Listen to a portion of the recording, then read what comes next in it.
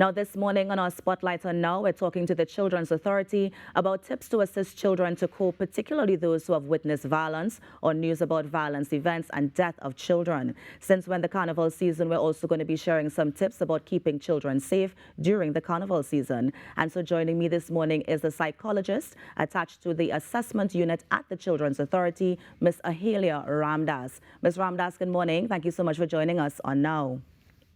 Good morning, and thank you so much for having the authority on the program.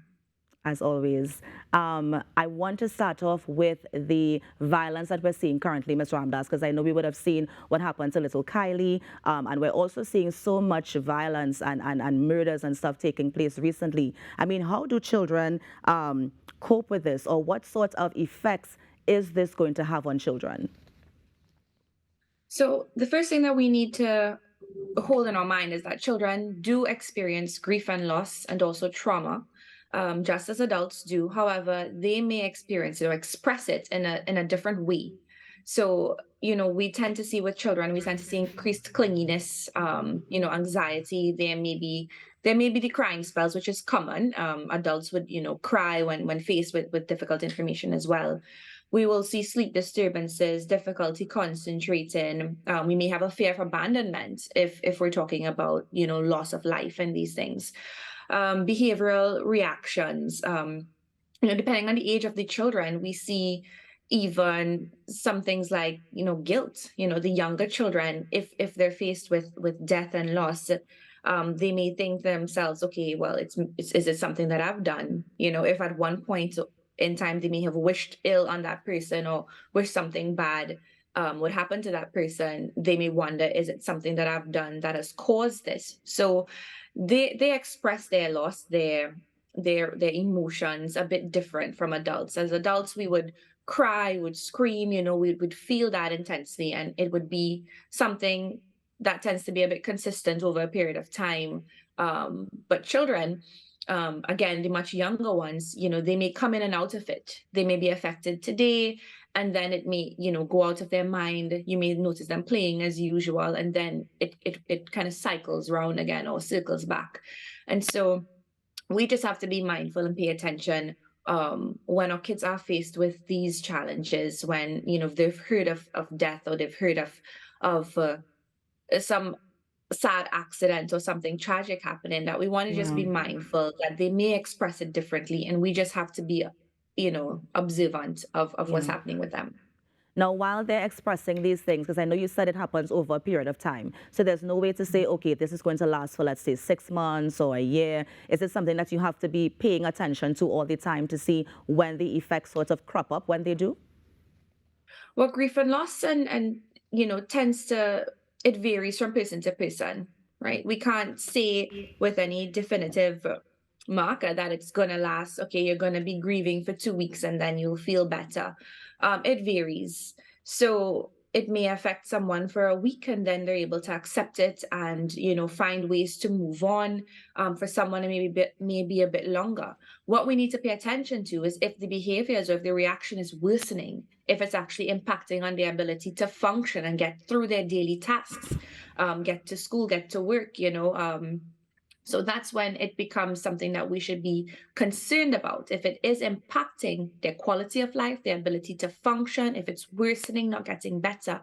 But to say that there's a specific time frame, we can't say, definitively it's going to happen in this period of time. For the younger kids, like I said, it cycles in and out. So if you are concerned that behavior is worsening over a period of time, then you probably need to reach out to a professional, get some grief counseling on board, just to assess what's happening with your child, assess what's happening with your children, so that they can recommend the best interventions moving forward for them. Yeah. We Now I want know to that you mentioned, also of course, I know that you mentioned, of course, taking them to the therapist and to get that sort of help that they need. But for those who may not be able to do something like that, how can parents also allow their children to grieve? Is it something that they can allow them to cry? Is it that they need to spend more time with them? How exactly can they allow them to get through that trauma?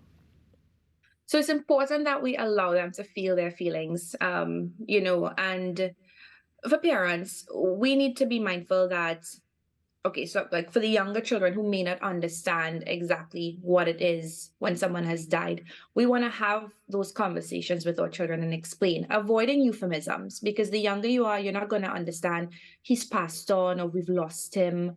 Um, you need to be, clear with child appropriate language, yes, but clear that this has happened, they've died, they're not coming back home to us. um and you need to be open and honest about your feelings as well. You need to be able to model how to cope. So it's okay, it's healthy for your children to see that you're affected, that you're crying, you're sad.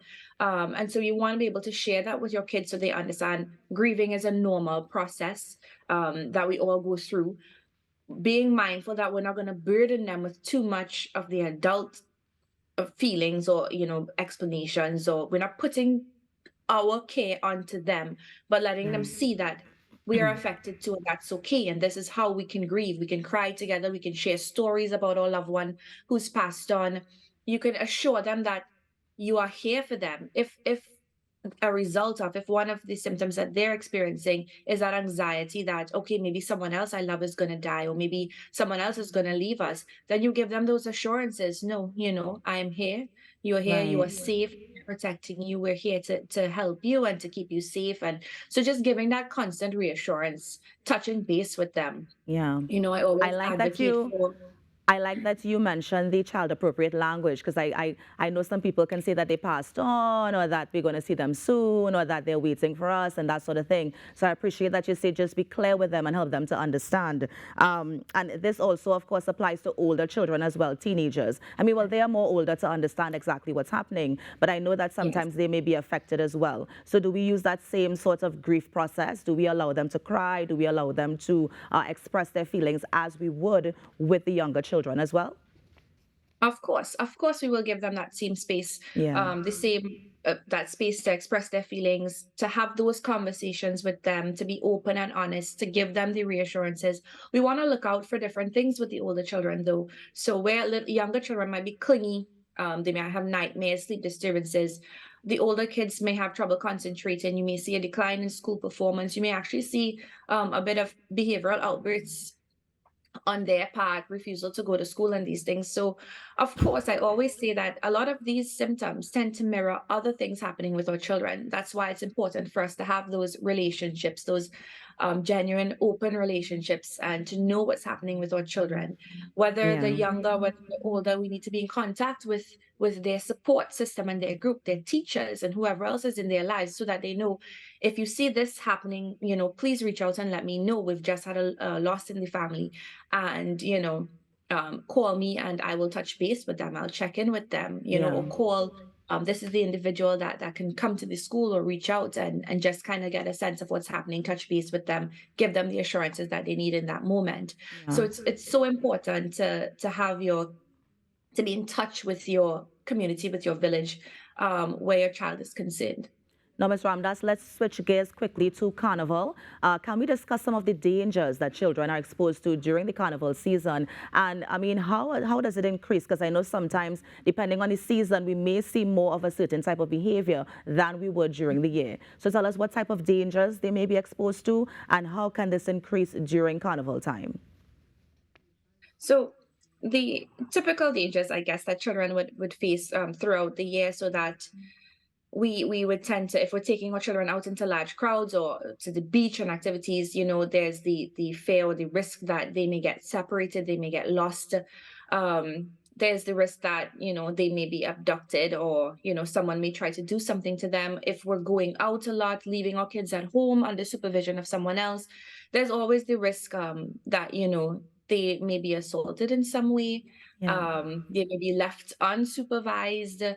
They may wander away from home, wander away from whoever that they're with. So all of these things increase because around the carnival time, there's so much more activity. We're going on so many more outings.